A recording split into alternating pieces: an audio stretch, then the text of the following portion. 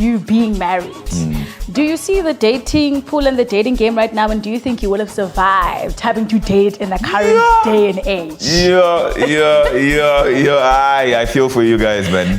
People used to ask me, how does it feel now? You'll get to travel, I was like, I was traveling and eating food and talking to people before tumbling. I used to travel like crazy. Like I've been almost not all around the world, but to so many places before I got tumbling. Tumbling just took it to another level. Don't tell me you're a Christian. Be excellent in what it is that you're doing. Don't tell me you have faith. Show me that you have faith by the fact that you fail and you stand up and you keep going. When I grew up, I became a model. I was modeling in varsity. Yeah. So the being tall and lean, made sense then. But when I was younger, it didn't make sense because nothing would fit. So my mom had to constantly just like tailor, my pants. People are always looking for the one, but you need to work on being the one. Being that individual who... Clock it. Yeah, being that individual. Like some people wouldn't want to date themselves.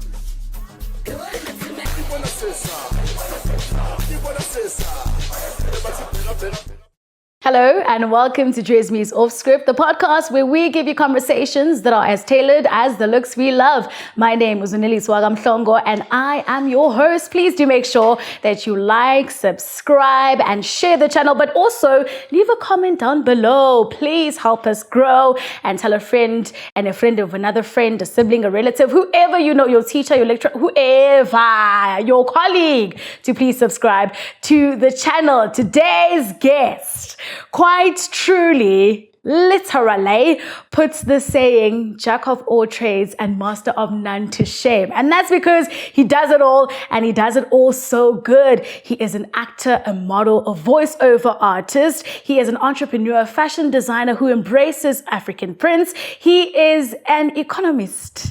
Yo, what else am I missing? Because he's a presenter. How can I miss that? What else am I missing? The credentials are very long. It's okay. Just a child of God. Child of God. And a husband. That's the number one. Yeah, I'm a husband. A husband. Before the ladies are like, hey.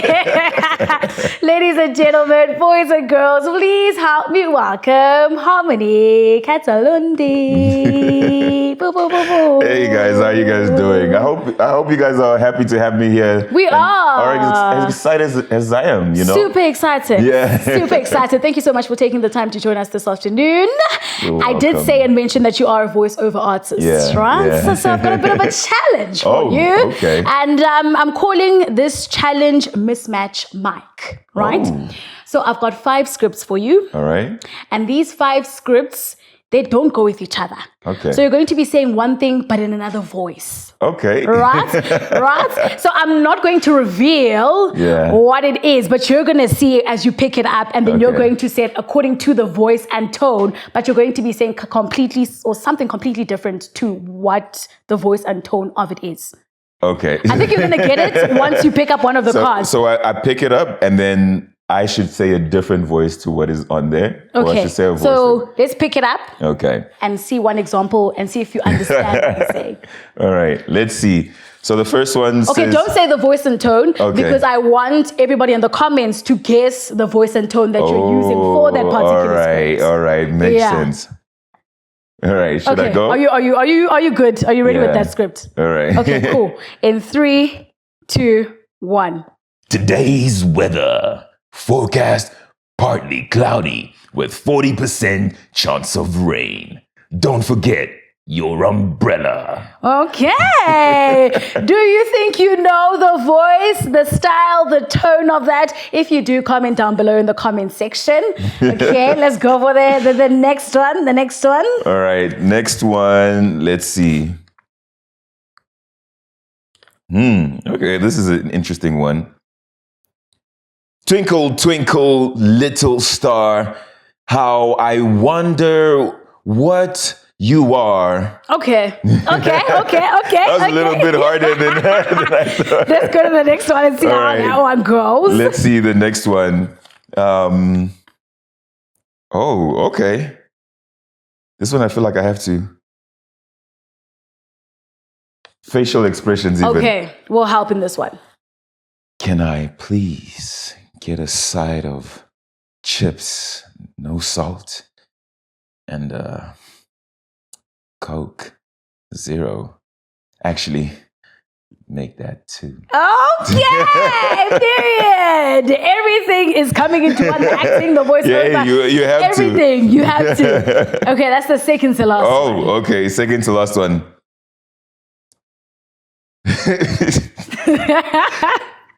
Your call is very important to us. Please hold while we connect you to the next available agent. Okay. I think they're gonna get it. This hopefully. is the last and the final one. Yeah, last one. All right. I hope I'm doing good. I must make my voice. No, you are. People. You really are. Wow. All right. This one's gonna be a bit tricky. I have to choose one. Okay. I have to choose one. Okay. Maybe one that people know also. One that people know. They can say, okay, cool, it clicks. I've never made an impression. Okay, whatever impression you know how to do. I think that this. All right. Yeah. Okay. Let me do one that people might know. Ladies and gentlemen, welcome to Offscript with Neliswa Kongo. Ooh.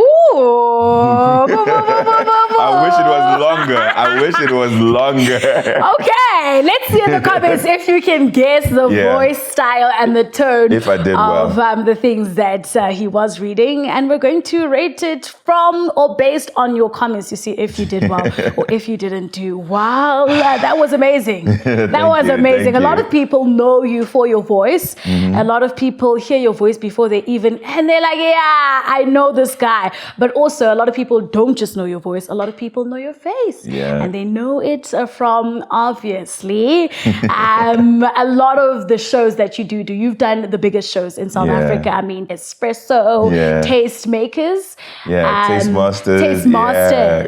I mean, the list is endless and it goes on and on, right? But your journey started in 2018 on the presenter search on 3, right? Yeah. So I want to know from that presenter search after you won, right? Because you were one of the winners. Yeah. Who was the first person you called after winning? I mean, this is standard. The first person I called was God. Oh, okay. Sent a prayer up to God just to be like, I know you saw it, I know you knew it, but thank you. Yeah. You know what I'm saying? It's one thing to believe that you're gonna achieve something and you already see it in your head, and then it's another thing when it happens. Physically, definitely had to be my mama. Definitely had to be my family, like called my family, just to let them know that, I mean, I wasn't allowed to, I wasn't supposed to, but okay, now. Now it's out. Yeah, I wasn't supposed to, I wasn't allowed to because we shot the episodes before it came out, Yes. you know. They don't even let you call your family? You're not supposed to because of like NDAs, NDAs and whatnot now-ish. Yeah, breach of contract. Sorry, but yeah, I told my mom. But she kept the secret very well. Definitely. She kept it very well. But that was really cool. That was exciting. We had a whole big launch, but my family has always been just like an incredible support. Like I'm blessed with such an incredible family, super talented, like everyone, super talented, but just loving, kind, and supportive, so supportive from day one. I think people probably know, those who know my journey will know that I'd auditioned for the presenter. Before I made it. So they were there with me, like, yo. Was it 3 times and then on the 4th try you made it? No, on the third time. Because it's like, you know, even my sister, you guys have to remember, this is a competition for people from around the world. Like, I'm not just talking like just from around the corner, literally from other countries, from the States, from Canada, from Australia. People would come, different accents were there. Celebrities were there. Like, we would see celebrities being snuck in so that they have their own private, you know, auditions. And the lines are like, they were crazy. Like, you would stand outside for almost 7 hours, you know, before you get seen, type of thing. And my sister would be with me, you know, for those 7 hours. You know, even my friends and stuff would be with me for those 7. So literally, like, the support was just incredible. And it's really a big, you get a lot of people who say, oh no, I had no one who had my back, or whatever. But then I had the other side, and it's a blessing to be able to have people who support you. So make sure you support your family, make sure you support your friends, make sure you're there for them. Especially in this industry, because other industries, it's a bit, not that it's a bit more easier, but I mean, this industry is very, very tough, very hardcore. You said your family is super talented. I want to know, are they also very entertainment industry inclined? You know what is weird?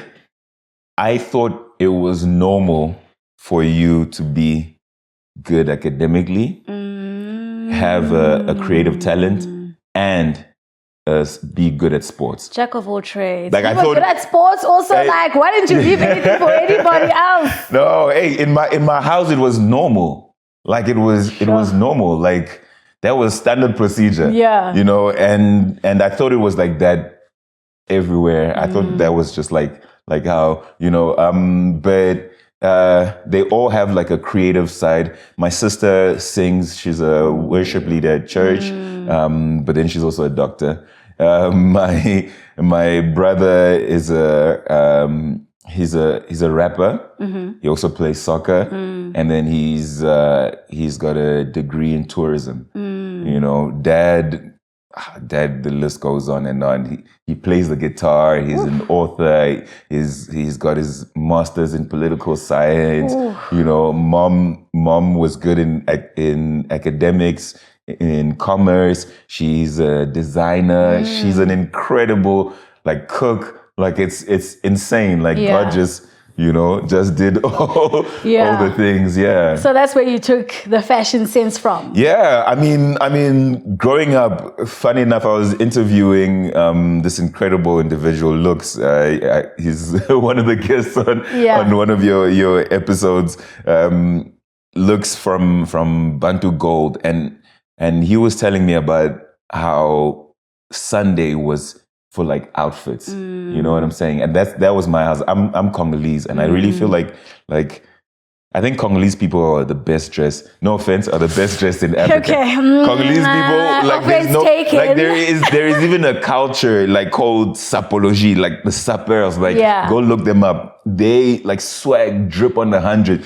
They would save up like just to get an authentic like Louis V sock. Yeah. You know what I'm saying? And they drip, they just put it together. And also some of them go a bit, like, they're a bit flamboyant. They're not afraid to, you know, to dress up, to put on the colors, to try the different designs. And so I come from that kind of culture, the Congolese culture, always on point. Yeah. And then on a Sunday, you know, I come from a very Christian, modest home. And so we weren't allowed to like go out to like parties and that kind of stuff till maybe when we were older and, you know, a bit rebellious. Yeah. But Sunday was the time where you were now able to put on your outfits. In the beginning, it was like, your parents would force you to wear. Yeah, you know, and now you want to put it on Sunday. You know what I'm saying? My parents used to force me to wear like suits and stuff. And I was just like, why am I wearing suits? Yeah. You go to a birthday party and I'm in a bow tie and everyone else wearing jeans and running around. I'm in a bow tie and in a suit and these formal shoes. But then when I grew up, I just loved, you know, just putting outfits together. You get something and you're like, oh man,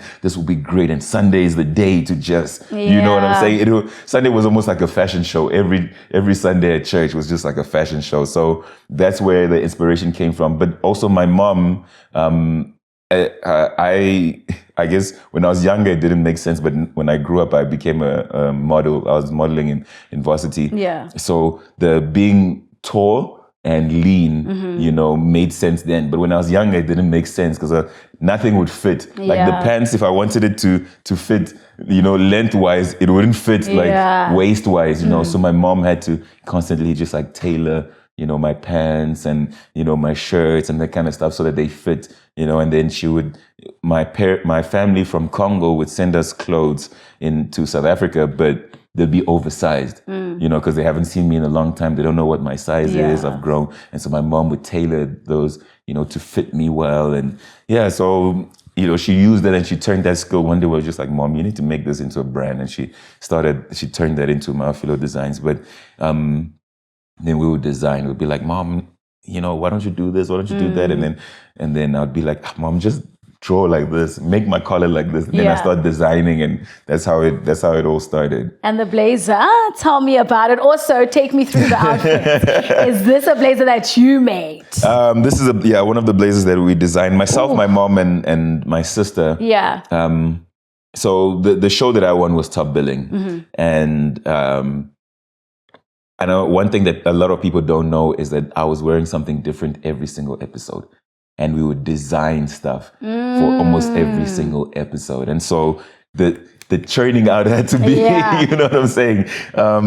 So each of my blazers kind of have a name. This one is called Trending SA because this is what I had designed for the show. Oh, that's so cute. Yeah, and the patterns, I just loved how the patterns came together. Yeah. It has these African, you can see the African patterns, the designs, and then the colors are very bold and very loud. So I designed this with my mom and my sister, would always be sending each other concepts and ideas. What about this color with this pattern? What about this, this down to the buttons, like literally would be so meticulous about that. Yeah. And then the rest of the fits? So, there are different ways to wear African print. Okay. So a lot of people are afraid of wearing African print. They're like, oh, I can't do this, but you actually can. You'll be surprised. You don't have to do the whole suit. I can do a whole suit. But it depends on the material. Okay. So the material can't be this is too loud. I was about to say this is way too loud to do it. It's way too loud. You gotta balance it out. So because this is loud, everything else had to be standard, calm, classic. And so the white shirt, very classic white shirt, classic black pants. This, we call it Don't Touch My Ankles. Okay. So it doesn't just, know. And then this is a nice sneaker that my wife got for me. But it's also just a classic low cut Air Force. I don't know if we're allowed to say brands on your. No, it's okay. Yeah, so I just love the two-tone black on top for matching the pants, white sole just to match the shirt, a little red for a pop of color. You know what I'm saying? So that's basically very, very classic. The shades. Love it. A gift from Looks, Bantu Gold. Shout out to Bantu Gold. The yellow matches the yellow on the blazer. So it's just about like putting a little bit of details. Yeah. You guys probably can't zoom into my ring, but black on the outside, gold on the inside to match the yellow. Silver, white to match the shirt. So it's just like the little details that people don't notice. When you see someone, they look good, and you're just like, oh, they look good. To you, it's like they look good, but there's detail, there's little things. There's a lot of things that came into consideration with having to put everything together. You're a very, very stylish and fashionable man. I mean, we can see it in the way that you dress, and also the way that we see your social media and present yourself in social media. And also, I know that you didn't want to on Sunday, but now the suits that you're wearing are paying off, right? They're definitely paying off. So after you having to win on the presenter search, right? You went on to present on Top Billing. Yeah. When was the first time that people started recognizing you, and what was your reaction to it? So someone may be shouting at you at the mall to say, hey! And what was your reaction? Because I'm sure it doesn't register until maybe a specific point in time. Yeah. You know what's the crazy thing? People have known me without knowing that they know me. So it's like I did. I was blessed by God to be able to pay off my varsity fees with my modeling and my acting. And so I was doing a lot of stints before I won the presenter search. So I was on Generations. I was on Skim Some, just cameo. Well, I mean, cameos is usually for people who are famous and already. Yeah. But just doing little characters here, a character here, a character there. I was doing voiceovers for a lot of brands the all new BMW, Mercedes C200, get away from the platform, just like little things on radio, on TV, and so some people would recognize me for ads that I had done, more people recognized me for church because I was doing announcements there. Okay. Because people would just be like, "Oh my God, you're the guy from church." Then it's like, "Oh," but for top billing,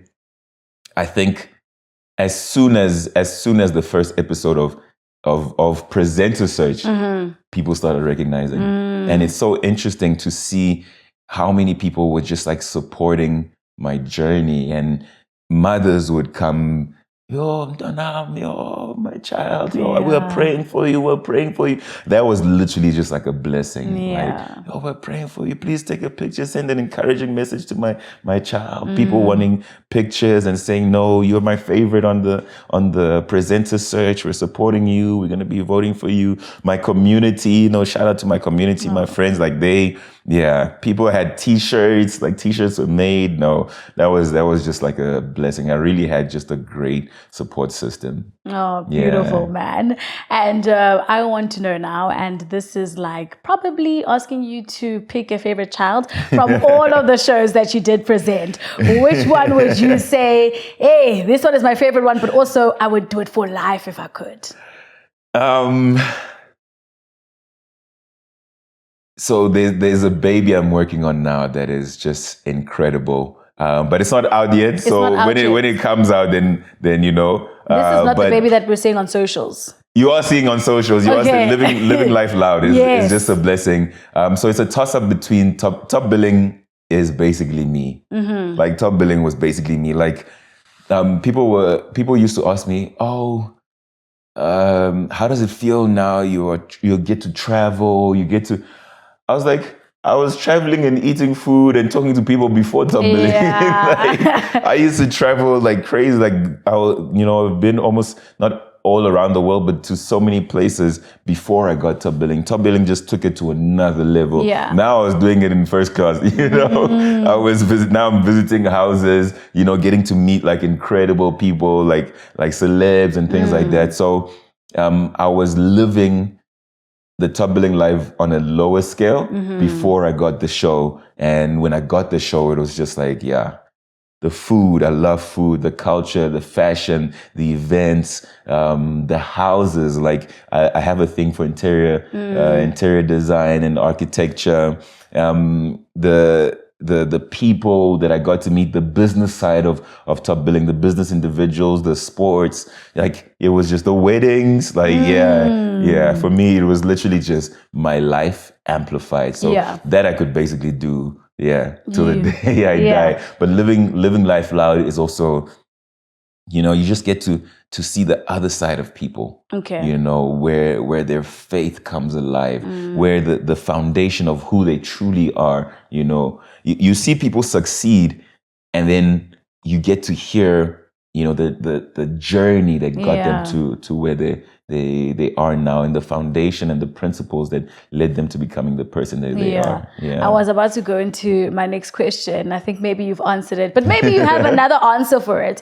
I was going to say, obviously, when I saw the snippets on social media, I knew that this was something that is very, very, very, very special, and it's not something we see all the time. And I wanted to know from you some of the lessons that you took from that particular show and the guests on the show and some of the things that they do share. Ooh, man, let me just tell you, living life loud, you see another side of people. You see another side of people. You see the truth come out. You see the struggles that they went through and how they went through it and the journey that they took. I think we look at I guess we can call them celebrities, and you think that life is perfect. Yes, and life is all done. Yeah, but there's another side, and then you see the finished product, but you don't see the journey and the things that it took for them to get to where they are. When there's a lot of like mental health struggles, anxiety, family dynamics,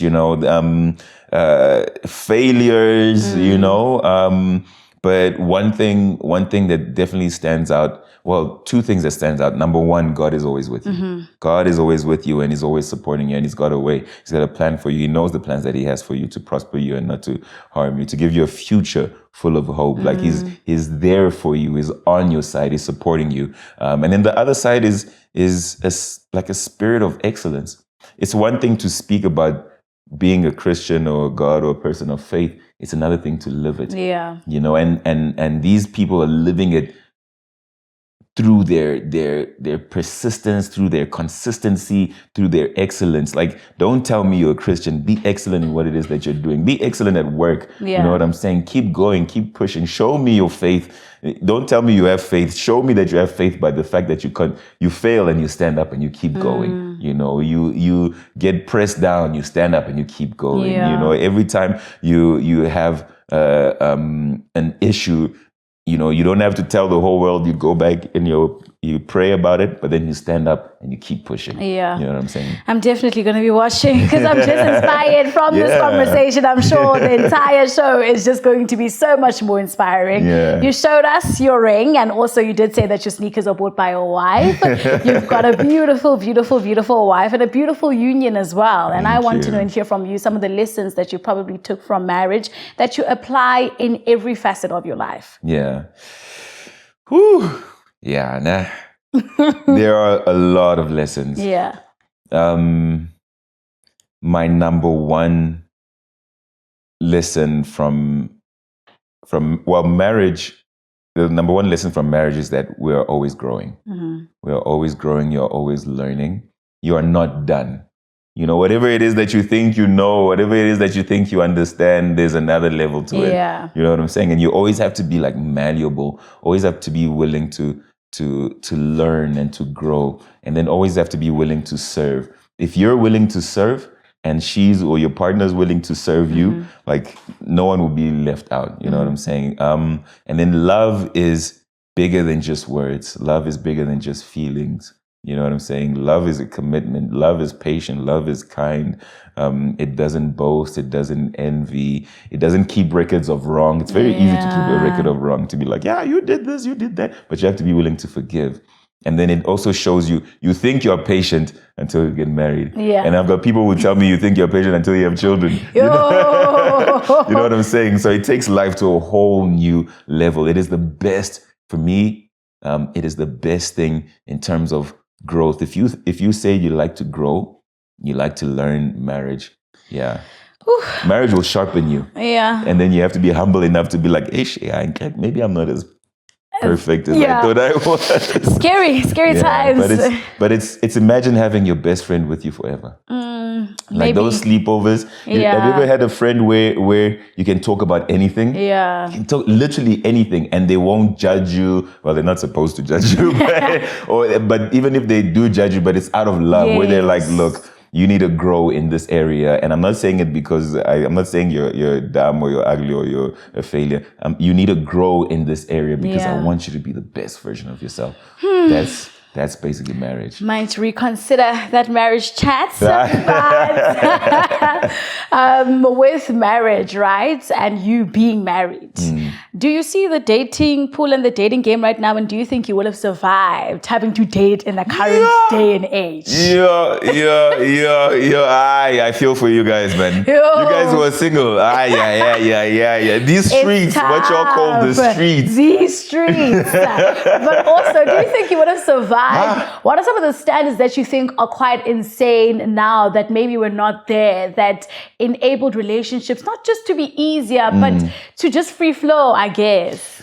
I look, sometimes I peep outside and I'm like, I don't know what I would be doing if I was single. I don't understand. I don't know. Actually, I don't know what I was doing when I was single. I don't know. Like, you know what I'm saying? I mean, it's a tricky thing to say, but when I look at you guys, and don't get me wrong, I've only been married for like a year now. Yeah. And when I look out and I see what's going on, there's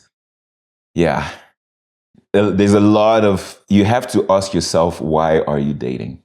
You really have to ask, and you have to be honest with yourself. There's a certain level of self-awareness that a lot of people don't have, and that they need to work on. You need to work on you. People are always looking for the one, but you need to work on being the one. Being that individual who... Clock it. Yeah, being that individual. Like some people wouldn't want to date themselves. They front, they acting, whatever. But if they're being honest, if it's like, let's take your characteristics, let's put it into someone, and then let's be honest. Would you want to date that person? You know what I'm saying? Like, if you're not patient, you just want, Yeah. you know, you have this standard that you yourself can't meet. You know what I'm saying? Like, would you honestly date yourself, or would you let your child date someone who has the same characteristics as you? You know what I'm saying? So right now it's about being honest with yourself. I think a lot of people don't have a certain level of self-awareness. Yes. A lot of people are taking other people's ideas. So it's like, oh, I see this on TV, or I heard this influencer or this person say this. I also now want it for myself, but you don't understand what that comes with. Yeah. You know, I'm a person of faith. I really believe that God is the one who created us. So God knows who we need the best. Just to give you a backstory, my wife and I were friends before. Excuse me. My wife and I were friends before we got married. And before I started working on myself, she was just a friend. And I always used to say, oh, whoever marries her would be lucky. But I never saw myself marrying her. Yeah. She kind of technically wasn't my type. Do you get what I'm saying? Until I got to a point in my life where I had to, like, because, you know, you have to constantly renew your mind. You have to constantly be working on yourself. And I was like, okay, I need to work on myself again. You know, and when I started working on myself again, you know, asking myself, why do you do certain things? Why do you do this? Why do you do that? Started taking a journey with God again, walking with Him again. Only then did she get open, my eyes get open to her. And I was like, you know, okay.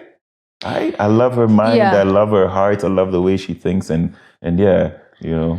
I think obviously that could be interpreted the wrong way. And I want to have some clarification on this from what I think my perspective is and from what you've said as well. To say a lot of the time, and we see it in this day and age as well, a lot of people take a lot of ideas of, oh, my friend likes this and this and this in a woman. So, okay, cool, this is what is popular for you to like in a woman. And you end up adopting that to yourself, not knowing that that's really not what you like. You're liking that because of someone else. And that's where the introspection came back. Don't take it the wrong way and have any other ideas that you want to have, right? But excuse me, that was absolutely beautiful. And I wanted to say, everything is working out. Everything is going to continue to work out. Amen. But if dating coach, you know, marriage counselor or something, because wow, some good advice. You dropped some amazing gems. So before we go into the closing, I want to know, what else are you working on right now? That's a project that we can look forward to and keep an eye on the social so that we can know when it's coming out. Outside of Living Life Loud. Yeah, right now, Living Life Loud is the baby that I'm focusing on. I've got a couple other shows because I write, I produce, I direct. So I've got a couple other shows that that are in the background, in the pipeline. Some acting things that I want to do, but all of those are just like, you know, they're loading. Yes. They're loading. But for now, Living Life Loud is you know, the main baby. That's books. Films, collabs in terms of fashion, other shows, and then corporate things. I've got a corporate mind as well. Okay. I thought like corporate job. No, not necessarily corporate job, gigs, but in terms of MCing and. Yes, I do that as well. I MC. Also, I speak English and French, so I do a lot of like corporate stuff. I've got a economics background, so a lot of like summits and business things. So I MC a lot of those. I sit on panels for a couple of those. In motivational talks, I do a lot of motivational talks. I'm a motivational speaker, from businesses to schools to organizations. I do a lot of that. And then just business, like I was a partner at an investment firm, and so I've got the investment side of me, and just doing a lot of business collaborations with partners and potential opportunities. We'll be looking forward to that, seeing it flourish and seeing it come to life. Okay, wait, I have a lot of closings. Okay, I want to know, what tribe is your wife from? My wife is actually Swati. Okay, so I want to know, in the house, when you guys are arguing, do you guys argue in different languages when you don't want to, you are angry and this one is saying this and this one, but you don't want to hear each other? No, we don't do that. We don't do that. Love comes first. Love comes first. So even no matter how angry or frustrated you are, you still have to always respect the person. Yeah. So we're constantly speaking in English, but we're learning each other's languages. So she's learning French and I'm learning Siswati. Luckily, Siswati is close to Zulu. Yeah. So yeah, because I grew up in South Africa, I can hear a lot of. It's just that you're speaking sometimes. It's a bit. Yeah, better. So. Yeah. But at least you're trying. At least you guys are exchanging things here and there. Okay, this is my closing, right? Yeah. So there are a lot of people who didn't get to see and witness the greatness. Am I going to say I think as a country, we're still hoping that top billing is going to come back. We still, have the hope that one day it's going to come back. Can you give us a little something, Yana, that the generation of now doesn't, know about, hasn't heard because they haven't seen or witnessed top billing? This week on Top Billing, this has been an incredible show right here with Neliswa Ondresmi. She's been chilling with Harmony Katulondi, African king known as the creative intellect. So I hope you've been having fun. Good night and God bless. Okay, closing. Last words of inspiration to people who look up to you. And I'm going to add myself as well because you guys, as the presenter search on 3, that entire squad over there, motivated, inspired a lot of people to do what they are currently doing right now. But there are still people who are looking up to you. Words of inspiration to them and motivation to them. Yeah.